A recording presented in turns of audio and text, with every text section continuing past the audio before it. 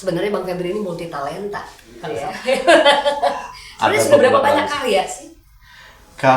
Basis kan teater ya. Heeh. Kalau naskah cukup banyak ya teater ya. Teater, dan kemudian menulis, sekarang lebih banyak menulis buku-buku budayaan. Saya bantu misalnya Dinas Kebudayaan untuk mengajukan warisan budaya tak benda gitu misalnya ya. Jadi saya bantu kajiannya gitu. Dan sejak tahun 2003 Oke. kemarin sama teman-teman Majelis Seniman Ari Permana, saya bikin Festival Sastra Tutur.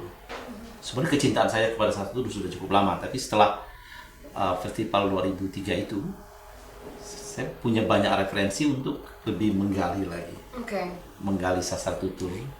Lalu menulis buku Sastra Tutur Musi Banyuasin. Waktu itu masih gabung Banyuasin dengan Musi Banyuasin. Lalu OKI dan OI. Nah, terus berkembang Sastra Tutur Besemar juga.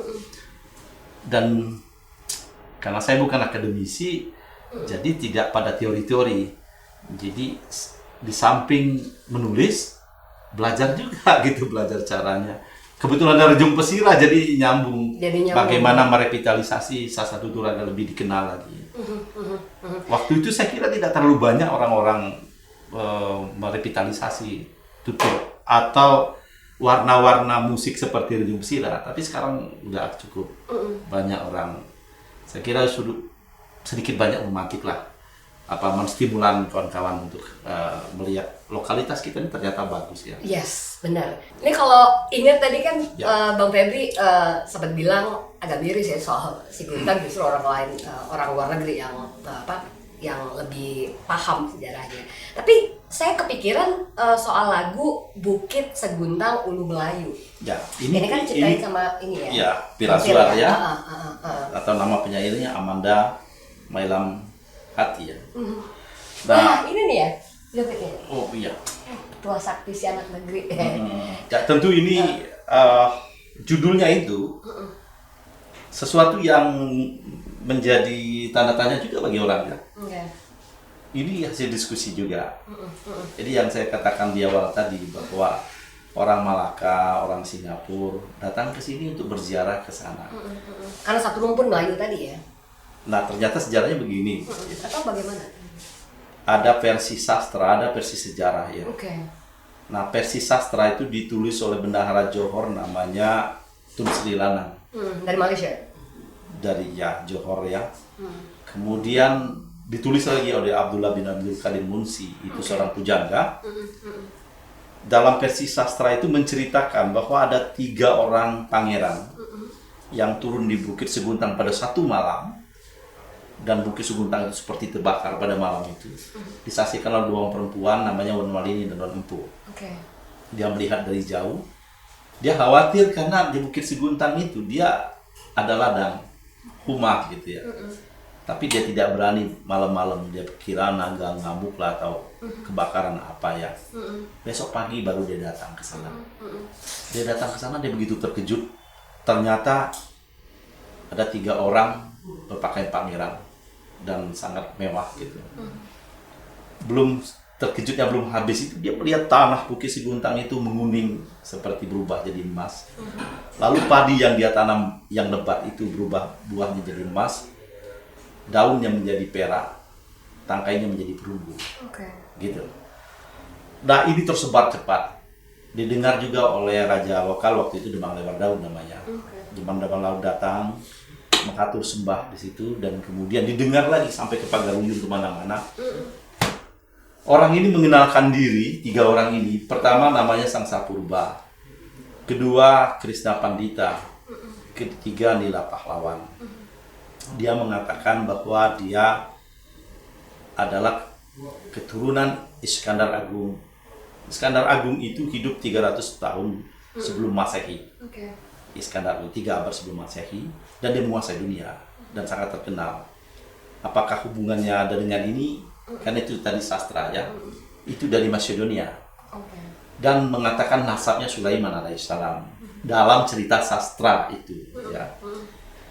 Nah, kemudian dia banyak mengawini perempuan lokal di sini, tetapi perempuan itu semuanya kena penyakit kedal, atau kedal penyakit kudis gitu ya. Nah, lalu terakhir anak demang lebar daun itu namanya Wan Sundaria. Mau dinikahkan dengan dia. Wan Sundari demang lebar daun khawatir. Kalau anaknya nanti menikah sama dia juga kena penyakit kudis, akan disia-siakan. Maka dia mengatur sembah kepada Sang Sapurba. Kalau anakku nanti menjadi istri tuanku, paduka tuanku, maka anakku nanti akan penyakit, janganlah dia disia-siakan, gitu.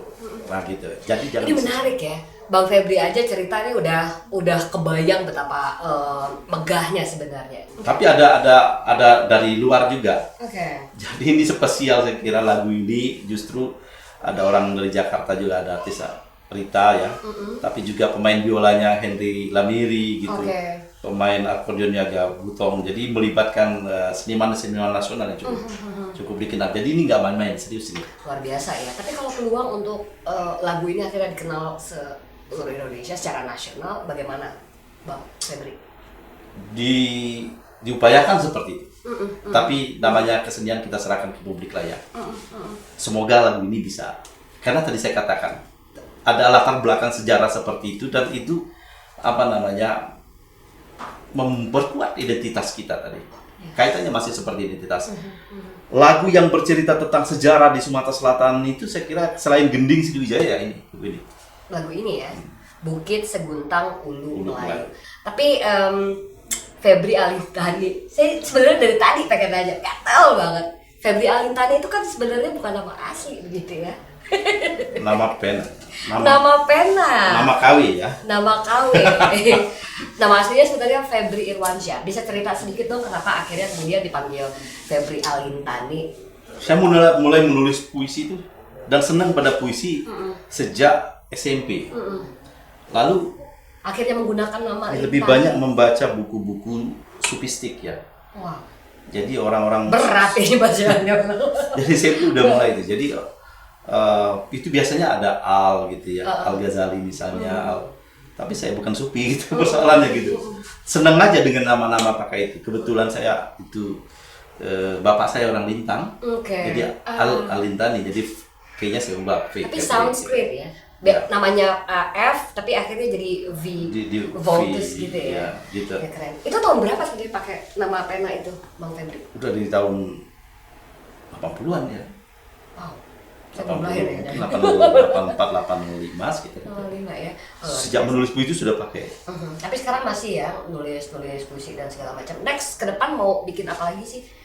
Saya sendiri punya cita-cita tadi untuk memantapkan identitas-identitas yang ada di Sumatera Selatan, termasuk Kesultanan Palembang Darussalam harus berdiri, dan kemudian dalam konteks kebudayaan ya, lalu identitasnya muncul, dan banyak sekali nilai-nilai kebudayaan di Kesultanan Palembang Darussalam yang tenggelam gitu, itu harus dimunculkan, dihidupkan. Sebenarnya Kota Palembang banyak kan event-event internasional. Apakah sebenarnya itu bisa jadi media juga untuk kita kemudian memperkenalkan kearifan lokal misalnya?